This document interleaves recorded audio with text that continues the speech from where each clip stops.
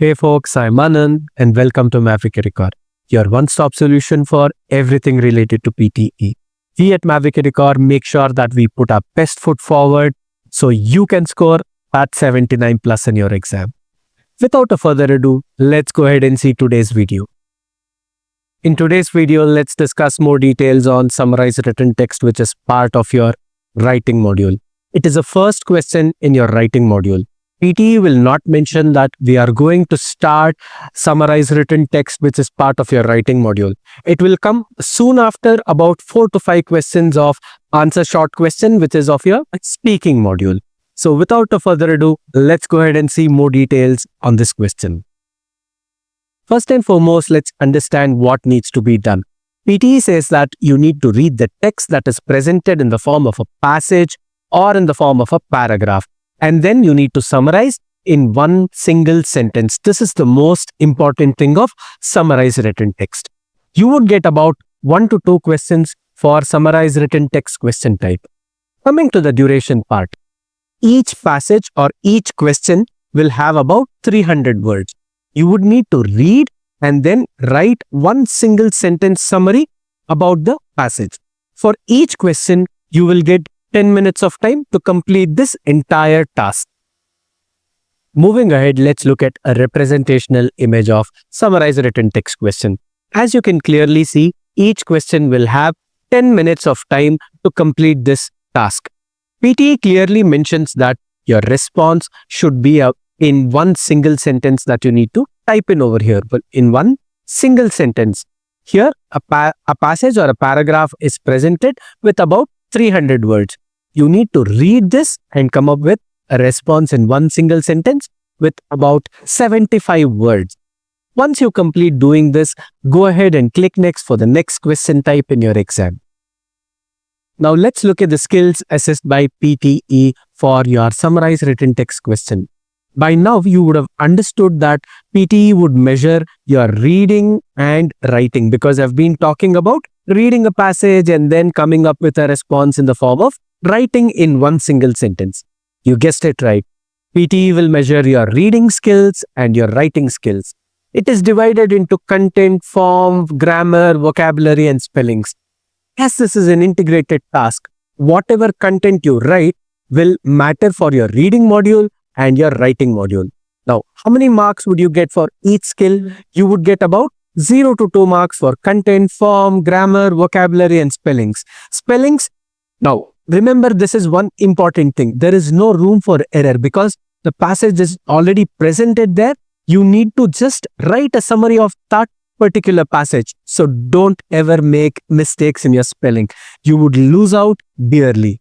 On the other hand, what matters is grammar, form, and content. You will get to know all of this in upcoming slides. Last but not the least, approximately you will get about 6 to 8 marks each for your writing module and your reading module. So overall, it is about 12 to 16 marks that you will get for your summarized written text question. Now moving on to the do's for summarized written text question. From the beginning, I've been telling that your response should be in one single sentence. This is the most important thing of summarized written text question. Now, PTE gives you a word limit of 0 to 75 words, but an optimal range is anywhere between 55 to 65 words. You need to construct one single sentence with about 55 to 65 words. Remember, the more you write beyond 65 words, there is more room for error. So try keeping it between 55 to 65 words to write a grammatically correct one single sentence. Next, use the exact same words from the passage. It has more advantages in comparison to writing synonyms for some words. For example, you may not know the meaning at all, so you will entirely change the meaning of the sentence or your response. On the other hand, you may end up committing spelling mistakes as well. For example, PT would have given the word clean or tidy. Some brainy people would go ahead and write immaculate. You may end up doing spelling mistakes. You may know the word, you may know the meaning of it, but if you don't know to write the correct spelling of the word, it will completely go wrong. So avoid doing this mistake. Next, Exhibit strong grammatical structure while constructing one single sentence. It is very, very important because the more the words you write, the more the mistakes you commit while constructing one single sentence.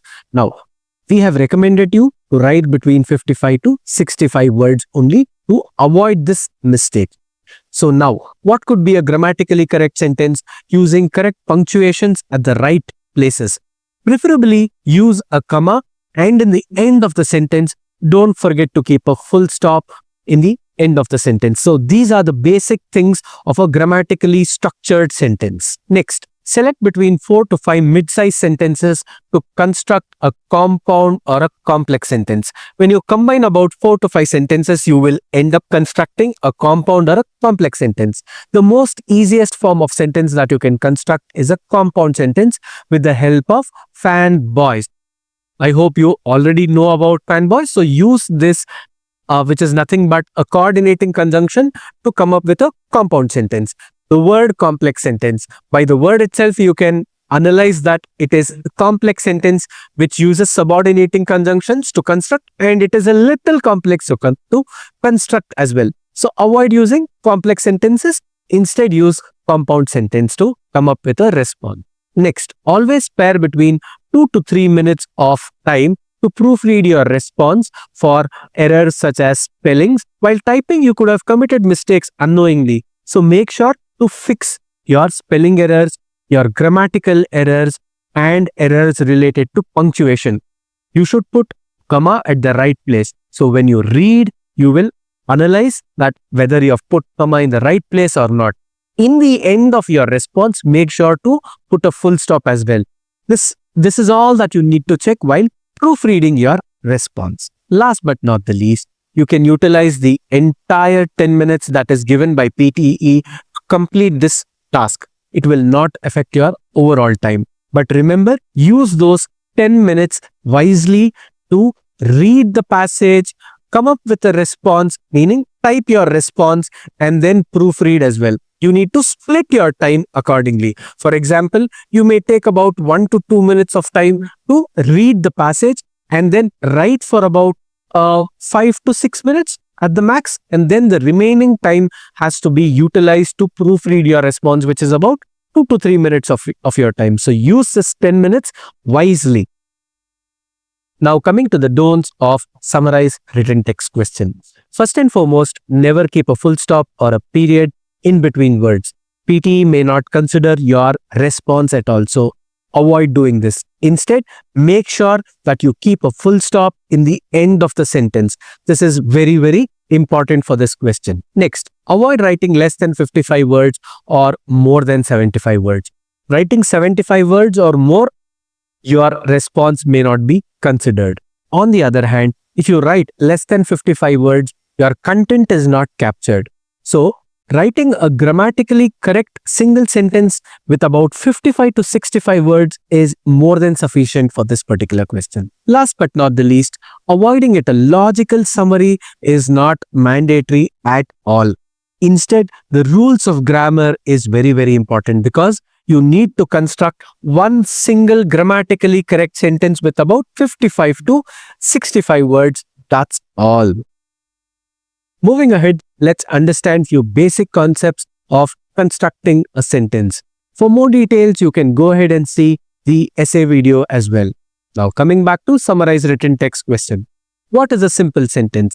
A simple sentence means a sentence that has a subject and a verb with an independent clause. Here, let's take an example here. Anant is singing a French song. Anant is the subject over here. Song is the object. Singing is the verb or the action that is being performed by Anant is singing a French song. Here, French becomes the adjective over here. Remember this. A small pro tip that I can offer. French becomes the adjective. What kind of a song? A French song. It is describing the object. That is the noun. So, French becomes the adjective. Okay. Now, let's look at what a compound sentence is all about. It means a sentence that has at least two independent clauses joined by a coordinating conjunction. Now you can pick up two simple sentences and use fanboys to connect them, that is nothing but a coordinating conjunction, to come up with a compound sentence. Now let's look at an example. Here, Anant is singing a French song. Until here, it is one simple sentence. Now, and he is enjoying all the notes in the song. From here until here, this is also a simple sentence. So, two simple sentences joined by a coordinating conjunction, which is nothing but a and in this case. So, I'm joining two simple sentences to form one compound sentence. Moving ahead, let's understand what is a complex sentence. A complex sentence means a sentence that has at least one minimum dependent clause and one independent clause combined using subordinating conjunctions. You need to understand what is a subordinating conjunctions. It is nothing but since, although, though, even though, they are all subordinating conjunctions. When you use subordinating conjunctions, the sentence turns into a complex sentence. Now let's go ahead and look at an example to understand it. Here, although Anant enjoyed singing the entire song, he failed to understand the meaning of it. Now, how would I categorize it into a complex sentence? As you can see over here, I've used although. This is a subordinating conjunction.